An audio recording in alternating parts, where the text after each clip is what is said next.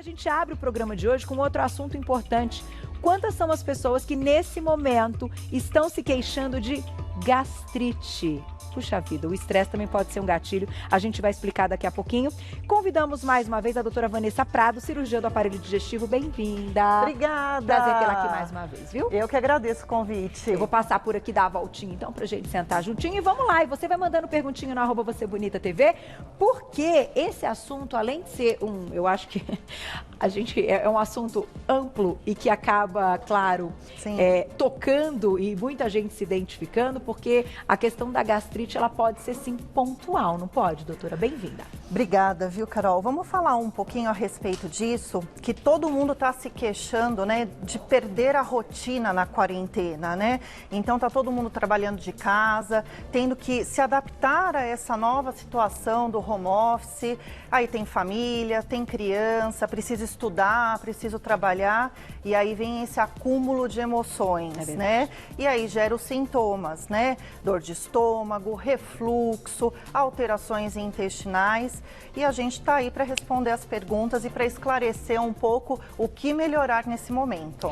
Alguns desses problemas, doutora, até antes da gente chamar aí, que você selecionou pontos importantes, alguns desses problemas ligados a essa questão do estômago, do intestino, eles também são movidos um pouquinho à questão emocional, não são? Completamente. Tá tudo ligado também, né, com o nosso momento. Tá tudo ligado, porque o aparelho digestivo, ele tá totalmente ligado às emoções do nosso dia a dia, né? E ele tá sofrendo nesse momento por causa do estresse, que é a gastrite nervosa que todo mundo fala, né? Tô estressado, tô com esse boom de emoções e o aparelho digestivo não funciona da forma adequada. O que acontece? Altera um erro na digestão, um erro no peristaltismo. O que é o peristaltismo? São as ondas do esôfago e do estômago que fazem para fazer a digestão. Com esse erro, ocorre todos os sintomas dispépticos. O que é isso? É o que todo mundo reclama. A azia, a má digestão, o refluxo, tudo vinculado ao nervosismo. Aquela famosa dorzinha na boca do estômago, né? É, aquela queimação, a dor no estômago, aqueles arrotos que o pessoal não sabe de onde vem, porque vem, é porque o estresse influencia no mau funcionamento do aparelho digestivo. Tá aí. Vamos começar então com algumas dicas, a gente vai entender o que a gente está fazendo errado, então, nesse momento, né? Já que a gente está em casa, vamos aprender aí como fazer tudo certinho. Na tela primeiro. Vamos lá. Mastigação errada. Então, o que acontece? A mastigação é de fundamental importância para ajudar na nossa digestão. Então, muitas vezes a gente não presta atenção. E nem quero que você crie uma rotina, nossa, preciso mastigar 30, 40 vezes. Não, mas preste atenção no momento da sua alimentação. Você tem que tirar o momento para comer, para prestar atenção. Então, tem que mastigar bem o alimento. O alimento, chegando pastoso no estômago, é muito mais fácil, menos demorada a nossa digestão, que também influencia no bolo intestinal e em todo o fluxo da digestão do aparelho digestivo. Tá. Quando a gente estava na nossa rotina, no nosso dia a dia, o que às vezes eu falo para os pacientes que às vezes reclamam, ai, doutora, eu só tenho 15 minutos, 20 minutos para comer, né? Que muitos trabalhadores não têm um horário grande, né? Sim. Então eu falo, escolha alimentos pastosos. Você não vai escolher um bife que é duro, que é difícil de mastigar. Se você está com pressa, escolha um purê, uma carninha moída, um franguinho desfiado, que isso já facilita na sua digestão. Então, a mastigação é de fundamental importância para ajudar na digestão e evitar as gastrites. E nesse momento a gente tem mais tempo, então a gente está fazendo as refeições em casa, é possível prestar atenção, né? E até ter aquela contagem que muitas vezes vocês indicam, orientam, que não pode ser rápido mesmo, tem que ser, a refeição ela tem o seu tempo, né? Tem que... Agora, com o home office, a gente deveria tirar realmente um tempo para a refeição, mas a gente vai falar até mais para frente que às vezes isso não está acontecendo. Mas o ideal realmente é você prestar atenção na mastigação, mastigar devagar, o indicado é de 30 a 40 vezes a mastigação, mas foi isso que eu te falei, às vezes as pessoas não precisam ficar contando, mas é só prestar atenção de formar um bolo alimentar na boca para depois poder engolir. Perfeito. Próximo, então, na tela, olha lá. Vamos falar dele? Sentar de forma errada na cadeira. Daqui a pouquinho é o estresse, mas sentar de forma errada na cadeira já me arrumei aqui. Faz diferença, né? Faz diferença, né? Porque você com uma postura inadequada na hora da refeição, gente comendo no sofá, na cama, tudo errado, porque vai propiciar o refluxo, né? O alimento, ele não vai chegar no estômago no tempo adequado e nem da forma adequada. Então você vai se sentir estufado, empachado.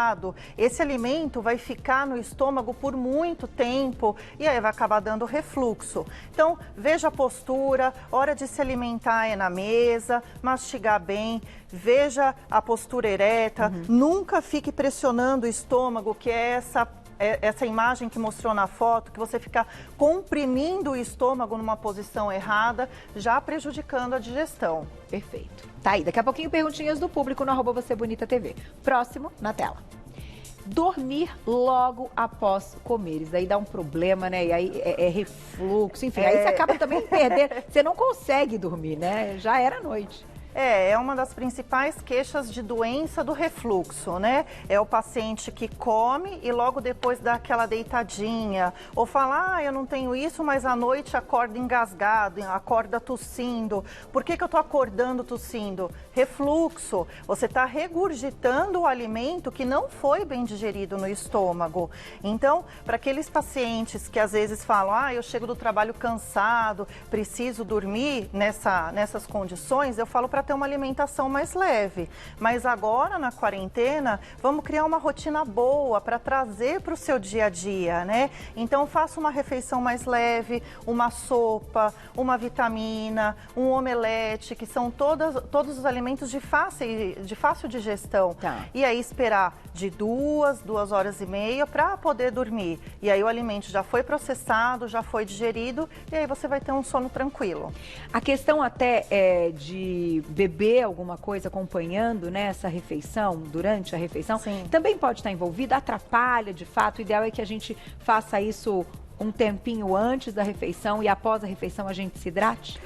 O ideal, para quem às vezes tem dificuldade de engolir, de comer só o alimento seco, eu indico meio copinho de água na refeição, até para ajudar a descer o alimento e na digestão. E aí depois você pode se hidratar. Uma coisa boa que eu sempre oriento é uma xícara de chá de camomila meia hora depois da refeição, porque a camomila é comprovada um anti-inflamatório para o aparelho digestivo. Olha que legal. Então, além de ajudar na digestão, minimiza o aparecimento de gastrite, esofagite e ajuda, né, a você não ter o refluxo noturno. Tá aí, boa dica, hein? Bacana. Na tela, então, mais um. Fazer as refeições com o computador. Esse daí tá um clássico, né? Esse é o mal da quarentena. Porque subiu ali já um negócio de e-mail assim, você já abre para responder, né? E ainda faz o barulhinho. Exatamente. Chegou, ninguém desgruda, né? O negócio tá ligado o tempo todo. Então, o que está acontecendo, né? É o computador na mesa da cozinha, né? Ou no escritório.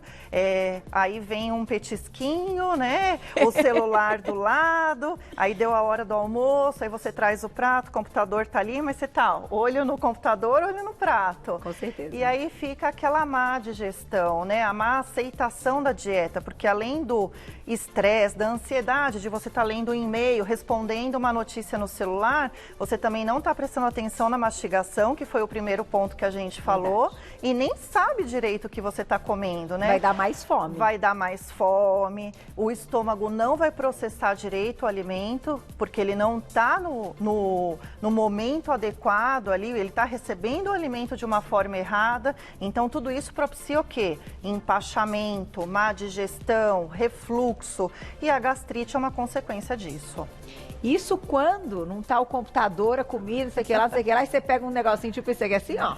E o vosso pezinho assim, ó. Má postura, né? E aí, ó, quando você vai ver, você ficou o dia inteiro nessa.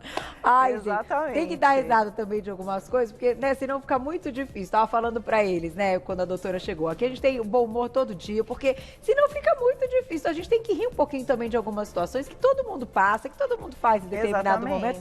Né? Não é uma crítica, mas sim uma pauta para trazer informações bacanas pra gente ter mais atenção e diminuir aí essas queixas, porque senão, doutora, a gente já vai entrar nos próximos, mas uma pergunta importante.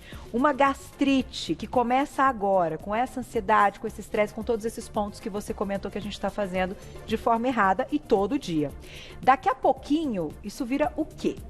Essa gastrite, ela começa de uma forma leve, mais superficial, e aí se a gente não mudar os hábitos e não tratar da forma adequada, essa gastrite, que é uma inflamação da mucosa do estômago, vai se tornando mais profunda e não vai acometendo só um lugarzinho do estômago, vai acometendo todo o estômago, que é muitas vezes o que a gente lê lá na endoscopia, a pangastrite. Todo o estômago está inflamado, e aí vai virar úlcera. E aí, muito mais para frente, um câncer, tá? Então, realmente precisa ficar atento. Foi o que você falou. Não é uma bronca, nada. São dicas para a gente completar o nosso dia a dia, ver o que a gente pode melhorar, o que a gente pode evitar. A gente vai falar um pouco do café também, que todo mundo gosta de um cafezinho. Então, são dicas para a gente pegar agora na quarentena e levar para o resto da vida. Tá aí. Eu vou colocar só uma perguntinha do público antes da gente falar do café, que já tá pronta. Quem escreveu pra gente? Olha lá. Obrigada, Felipe. Um beijo. Quanto o controle emocional pode impactar na cura da gastrite nervosa? A gastrite nervosa não é uma gastrite que a gente vê num exame como uma inflamação da mucosa gástrica, tá? Então, assim, se você se controlar no estresse, no seu emocional, você vai controlar os sintomas que ainda não agrediram o estômago. Entendi. E aí vai ficar estável, entendeu? Agora, se você perdurar com essa gastrite nervosa, o estresse, esses sintomas, sem procurar um médico, vamos supor, uma média de 6 meses, aí você vai ter um dano no futuro e vai precisar tomar um medicamento para cicatrizar isso.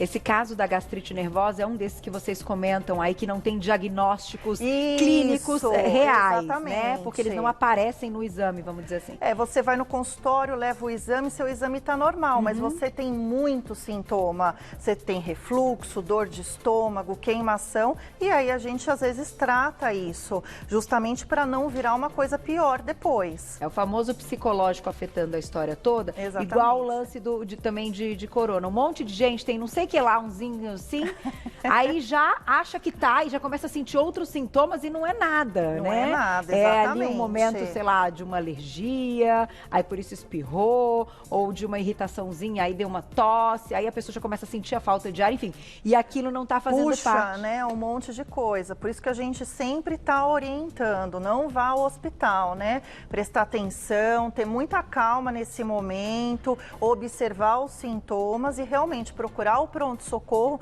num caso mais grave, que aí saindo um pouquinho da pauta, é a falta de ar, né? É a febre. Sintomas reais. Sintomas reais. Doutora, mas que coisa, agora que a gente entrou também, acho que a gente está ao vivo, vamos tocando aqui. Vamos falar. E eu sei que você está sempre na linha de frente também, Sim. trabalha em hospitais. A gente já ouviu relatos de pessoas que já estavam no estado até mais grave da doença, no caso Covid-19, e que não tiveram aí uma super febre, enfim, nada tão agressivo como sintoma, mas que sim, quando fizeram o teste e quando fizeram ali a tomografia dos pulmões, tinha algo já avançado. Sério, isso é possível? Que coisa, né? Porque a gente pensa como pacientes aqui, tá, gente?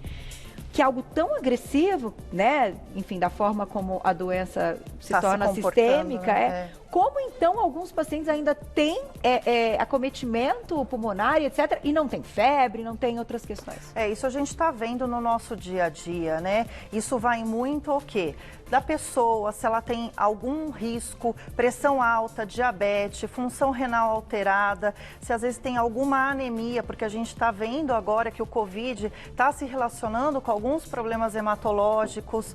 Então, não é só ter uma febre, tem pessoas que não fazem febre. Por exemplo, idoso é um paciente que não faz febre. E aí, realmente, pode ter um espirro, uma tossezinha e já ter um comprometimento pulmonar. Imunossuprimidos também. Os imunossuprimidos. Na minha parte, quem tem doença inflamatória intestinal, que é um paciente que às vezes tem uma diarreia, ele também está com risco aumentado. Ele não vai fazer febre, ele não vai ter os sintomas. Entendi. Mas na hora que faz a tomografia do pulmão, já dá aquela imagem em vidro fosco que é característica do Covid. Olha só, gente, que interessante. Então vamos ficar atentos e ter sempre essas informações, né? Pra gente ter sempre mais segurança quanto as pessoas que estão em volta, a nossa família e o nosso próprio organismo, né? Vamos para o próximo, olha lá, agora nós vamos falar do café. É esse, Glaucio, exagerar no consumo de café. De café, da bebida alcoólica, de todas as coisas que se tornam aí, como é que a gente pode dizer... Um carinho, um abraço, acalenta, é isso, né, um abraço organismo. que não temos, enfim. Quem não gosta, né, de uma tacinha de vinho, de um cafezinho, né? O brasileiro adora um café e eu vou te falar também que eu também gosto, mas tem que saber o momento de tomar o café. O que o café causa? Ele é um irritativo para a mucosa do esôfago e do estômago, fora também a temperatura que você toma o café, que é um outro fator. Que pode agredir a mucosa, levando a esofagite e a gastrite.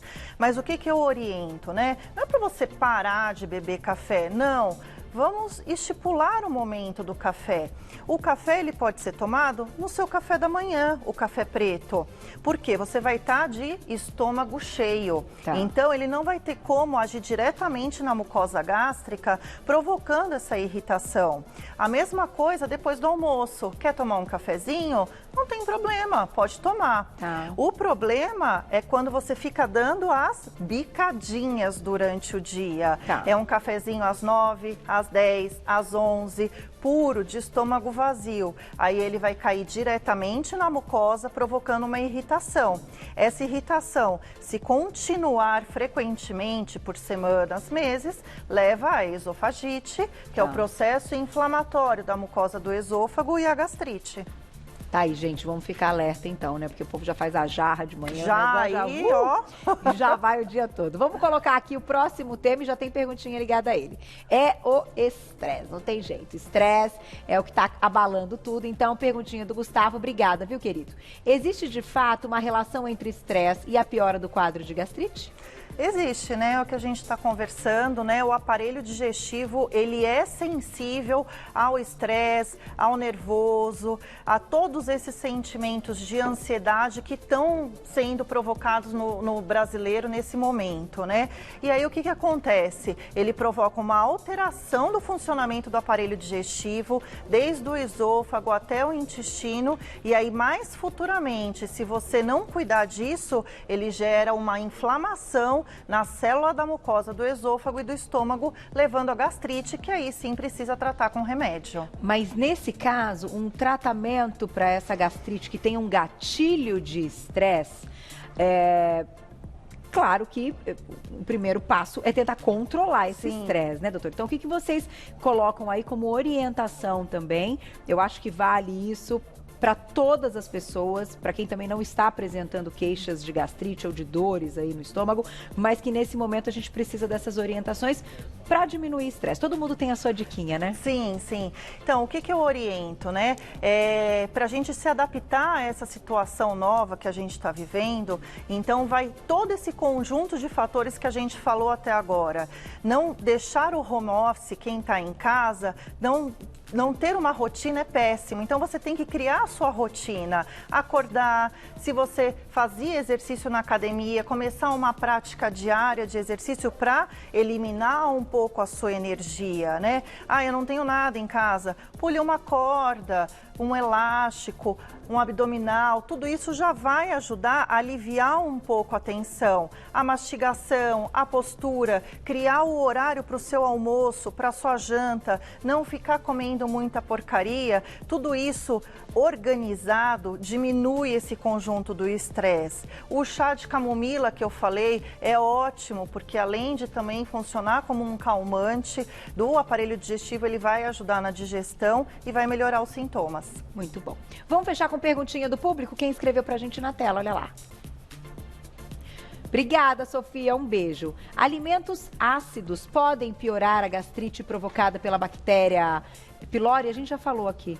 que é mais comum, né? O H. pylori, na verdade, não é que ele provoca gastrite, ele impede de você estar melhorando. Tá. O alimento ácido, ele é como se fosse uma fonte de alimento ali para o H. pylori, então só vai piorando a situação.